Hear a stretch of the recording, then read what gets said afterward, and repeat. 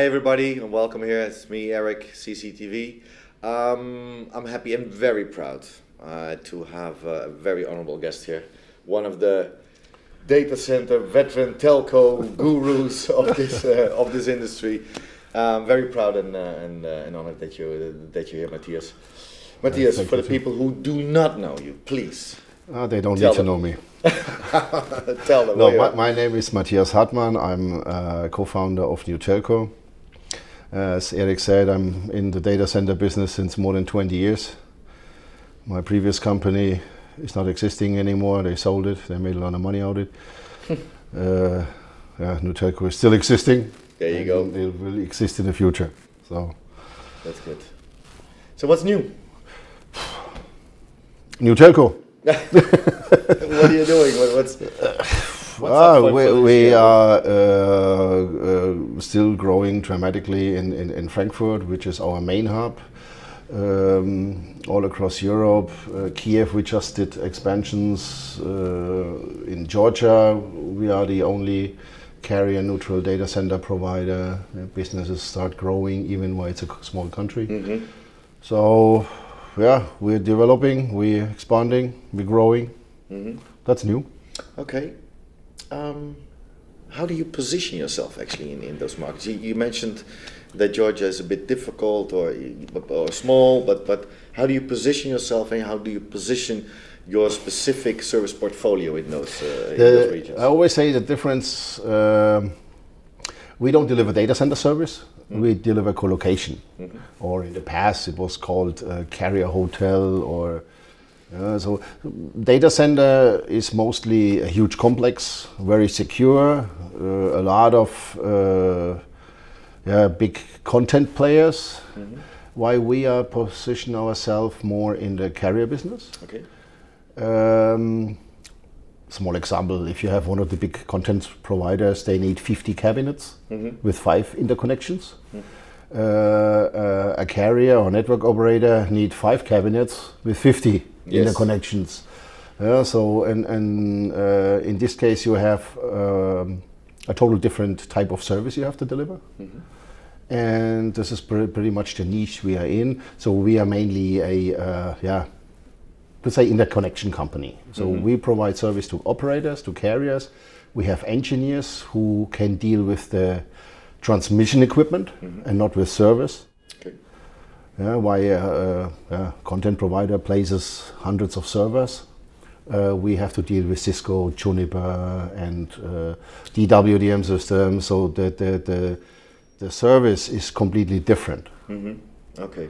And how do you see the data center market as a whole? You know, the developments, the trends. What is so different than let's say 20 or 10 years ago?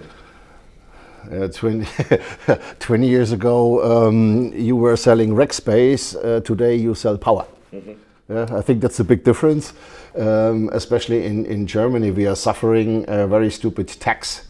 So 6 cents per kilowatt hour on top for green energy. Okay. With this money, they support. That's not helping you. The problem is with this is data center business problems that huge content providers pay too much for power in Germany. So in this case, the German market is suffering a little bit. Many people go to Amsterdam, to other countries where the power is cheaper. Mm-hmm. Luckily, we as NewTelco, as just said, we are more working with operators. Mm-hmm. And in this case, Frankfurt as a huge hub. I think we even passed London. Sorry to say this here in London, but the carrier density in Frankfurt is huge. Mm-hmm.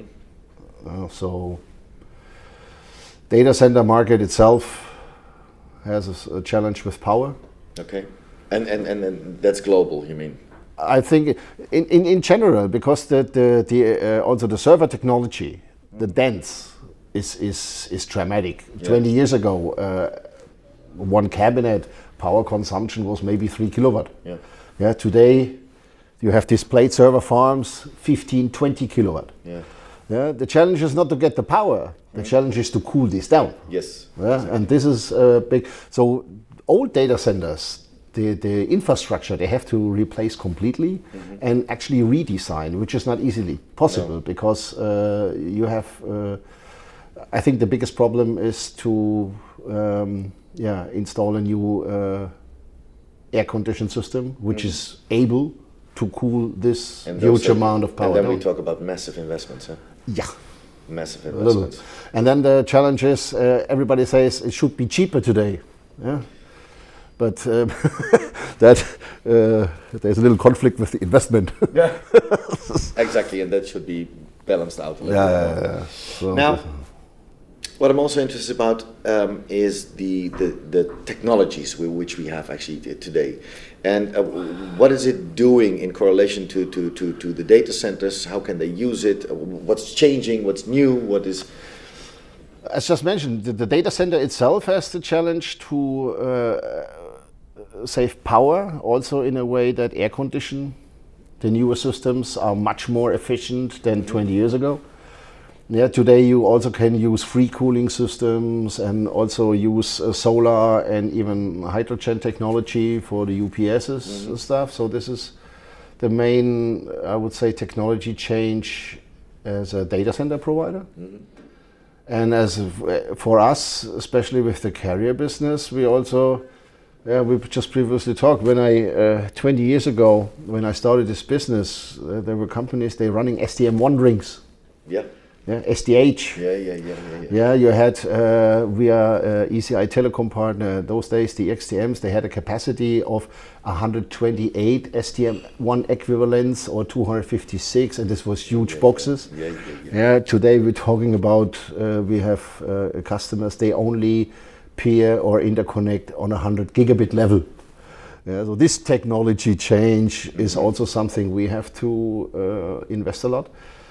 Especially with our virtual services. As I said, in the past we had XTMs, we had SDH, today we have huge DWDM. Everything is more and more optic. Yes. And everything is Ethernet platforms. We have a carrier Ethernet platform, means you can connect with a 10 or 100 gig on our Ethernet platform. And then we configure the VLANs, the interconnects, because this is another challenge as a data center or carrier hotel provider. Capacity is getting cheaper and cheaper. And the in-house infrastructure, fiber, meet me room, that all costs money. But they're not willing to pay anymore. So you can imagine a Lambda from Prague to Frankfurt costs 400 euro, and then you want to charge an additional 100 euro for an in-house cable? You know, this is... It matches. This is 20% on top. So you need to work more cost efficient. And one way is, I think this is the future, to have it more digitalized in a way that we have a carrier Ethernet platform and you don't interconnect physically anymore, you do interconnect virtual. Okay. So you don't need a cable infrastructure anymore, which is expensive. Sure. Okay. So a lot of challenges ahead. Well. But knowing you... Otherwise it would be easy, everybody could do it.